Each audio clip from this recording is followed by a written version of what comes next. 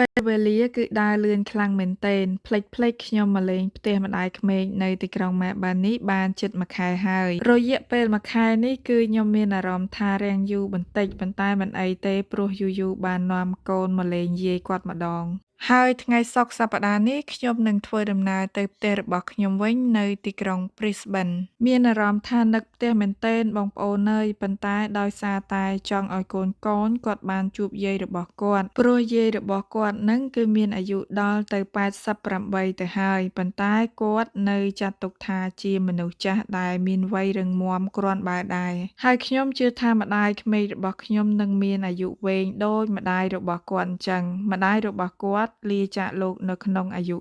99ឆ្នាំចំពោះរយៈពេល1 ខែដែលខ្ញុំនៅ Melbourne នេះខ្ញុំបាននាំកូននិងម្ដាយក្មេករបស់ខ្ញុំទៅកម្សាន្តនៅកន្លែងមួយចំនួនដែរប៉ុន្តែទៅអត់បានឆ្ងាយហើយទៅអត់បានយូរទេព្រោះដោយសារតែយាយគាត់មានបញ្ហាហើមកជើងតិចតួចហើយថ្ងៃខ្លះពួកយើងអត់បានទៅក្រៅប៉ុន្តែស្វាមីខ្ញុំបានចំណាយពេលជាច្រើនដើម្បីធ្វើកិច្ចការផ្ទះដូចជាលាបថ្នាំផ្ទះឬជួសជុលនេះជួសជុលនោះជាដើមរៀងរាល់ពេលដែលខ្ញុំមកលេងទីក្រុង Melbourne គឺខ្ញុំមានភាពងាយស្រួលម្យ៉ាងទាក់ទងជាមួយនឹងការស្នាក់នៅដោយខ្ញុំមិនចាំបាច់ចំណាយលុយទៅស្នាក់នៅតាមសន្តាគារប៉ុន្តែថ្ងៃណាមួយអស់ពីម្ដាយក្មេករបស់ខ្ញុំទៅផ្ទះរបស់គាត់នឹងត្រូវដាក់លក់ហើយ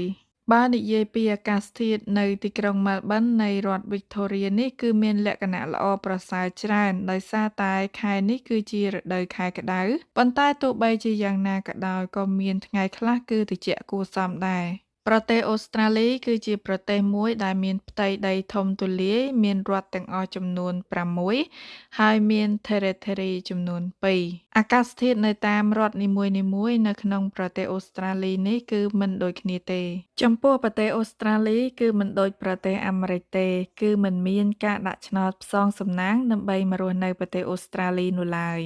ប៉ុន្តែមានវិធីជាច្រើនដែលបងប្អូនអាចព្យាយាមដើម្បីបានមករស់នៅក្នុងប្រទេសអូស្ត្រាលីនេះមិនថាបងប្អូនមកក្នុងប្រទេសអូស្ត្រាលីក្នុងកាលៈទេសៈណាក៏ដោយបងប្អូនគួរតែរៀនភាសាអង់គ្លេសពីប្រទេសយើងមកឲ្យហើយ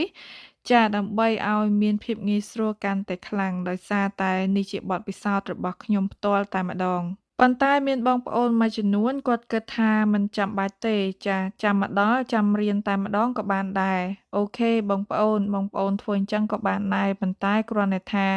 ជីវិតយើងវាលំបាកបន្តិចជាងដែលយើងចេះហើយយើងមកដល់តែម្ដងនៅក្នុងវីដេអូនេះគឺជាសកម្មភាពខ្លីៗត្រួសៗដែលខ្ញុំថតទុកជាអនុស្សាវរីយ៍ហើយមានសកម្មភាពជាច្រើនទៀតដែលខ្ញុំអត់បានថតក្នុងអំឡុងពេលនៃការដំណើរកម្សាន្តក៏ដូចជាការមកសួរសុខទុក្ខម្ដាយក្មេកនៅទីក្រុង Melbourne នេះហើយវីដេអូនេះគឺចប់ត្រឹមតែប៉ុណ្្នឹងឯងជូនពរបងប្អូនទាំងអស់គ្នាជួបតែសំណាងល្អ